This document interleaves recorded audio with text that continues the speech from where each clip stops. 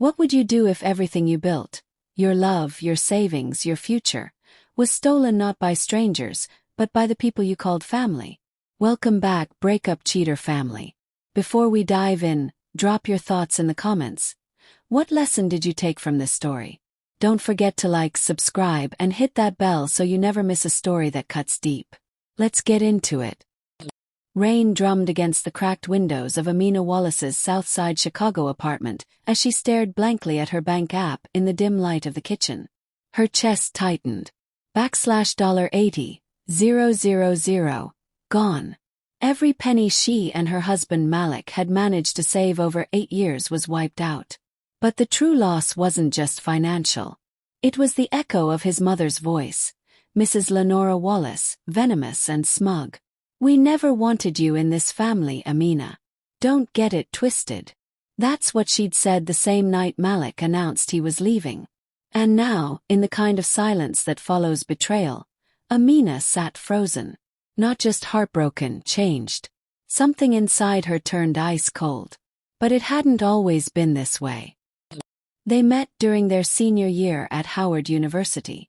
Amina's arms were stacked with textbooks when Malik offered to help her. His smile had been warm, unassuming, comforting. Their love had been built in those soft moments.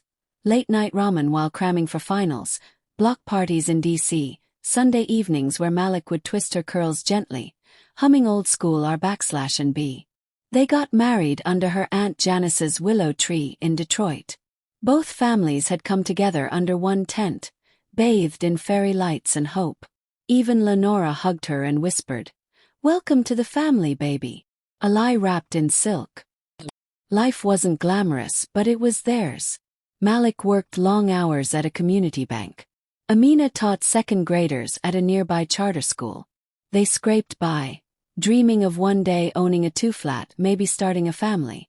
They had love, and that had always felt like enough.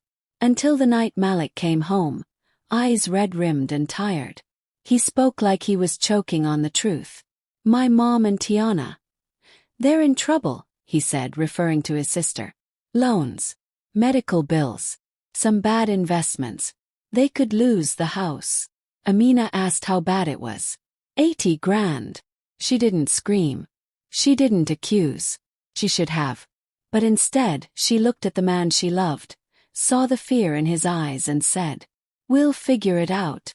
But this is all we have." Amina sold her grandmother's heirloom jewelry, picked up tutoring gigs across the South Side, watched Malik work doubles and come home smelling like burnt coffee and disappointment. For months they lived on grit, barely getting by.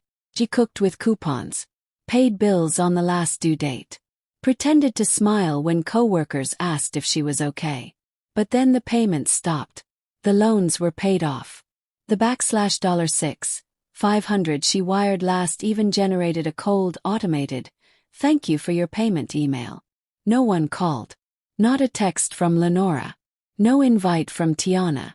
No gratitude. Just silence. When she finally asked Malik what was going on, he shrugged. "They're just not the thanking type." Amina wanted to believe him. She tried. She even prayed alone at church, asking for strength. But the distance between them grew, a chasm filled with resentment and unanswered questions. The day Malik left was gray and bitter. Amina was clipping grocery coupons at the table when he stood in the doorway. "We need to talk." He didn't cry. Didn't plead. He said it clean, like a man quitting a job. "I'm leaving. I need something new. I can't carry this anymore." She wanted to scream, to shake him, to remind him that they were a team. Instead, she watched as he packed 2 bags, gave her one hollow glance and walked out the door. That night her phone buzzed. Lenora's name flashed across the screen. Amina picked up, thinking maybe, just maybe, it was an apology. Instead she heard, "Jack said you'd call. But let's be honest, sweetheart. You thought giving us money made you family. Please. We never wanted you here." The line went dead. And so did the last piece of Amina's heart. That night something inside her snapped. Gone was the woman who bent for others. In her place stood someone colder, sharper. Someone ready to burn the whole thing down. Started small. Amina's old roommate from Howard, Camille, noticed first. "Girl, you look like you're planning a hostile takeover." Amina just smiled, lips tight, eyes focused. She began digging, tracking down receipts, pulling bank statements, watching Tiana's Instagram stories. New wigs, brunches, spa days. All tagged #FamilyFirst. And there, in one photo, hanging around Tiana's neck, was a gold locket. Her grandmother's locket. Amina saw red. She went to Tiana's condo, waited outside. When Tiana stepped out, she approached her with deadly calm. "That locket belongs to me." Tiana laughed. "Please. You lost, sis. It's over. Let it go." But Amina wasn't planning to let it go. She was just getting started.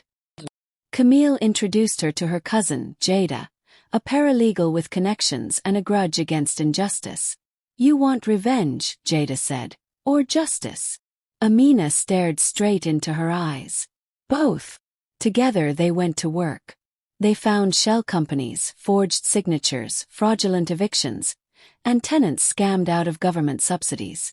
Turns out, Lenora had been flipping Section 8 properties, evicting low-income tenants on made-up violations and pocketing HUD money through dummy LLCs. Amina took notes, spreadsheets, statements, witnesses. She created anonymous email accounts and began feeding the information to journalists, housing inspectors, and non-profit legal teams. Soon Lenora's name hit the local news. Tiana tried to play innocent online, but her influencer brand started to crumble. Malik, posting gym selfies and #stay-winning captions while sleeping in a new girlfriend's high-rise. Let them enjoy the calm. The storm was on its way. When Amina walked into the police precinct with a flash drive full of dirt, Officer Hardrove raised an eyebrow. "This is enough to get people indicted," he said. "But you need to stay careful. They've got nothing left to lose." She nodded. Things escalated fast. Subpoenas, news vans, community outrage. Suddenly, the Wallaces weren't untouchable anymore. Malik showed up drunk at her apartment, tearful and rambling apologies. "You were the only real one, Amina. She used me. I'm sorry." She didn't flinch. "I'm not your rescue plan. Get out." When their lawyer offered hush money to keep her quiet, Amina laughed. "Let them keep their blood money. I want the truth out." Court cases followed. Fraud. Tenant abuse. One by one, tenants testified. Lenora tried to sit tall in court. But when she saw Amina across the aisle, braids tight, lips red, and eyes unflinching, she knew it was over. The final verdict. Guilty. Assets frozen. Reputation in shambles. The day the judgment was announced, snow dusted the sidewalks like a clean slate.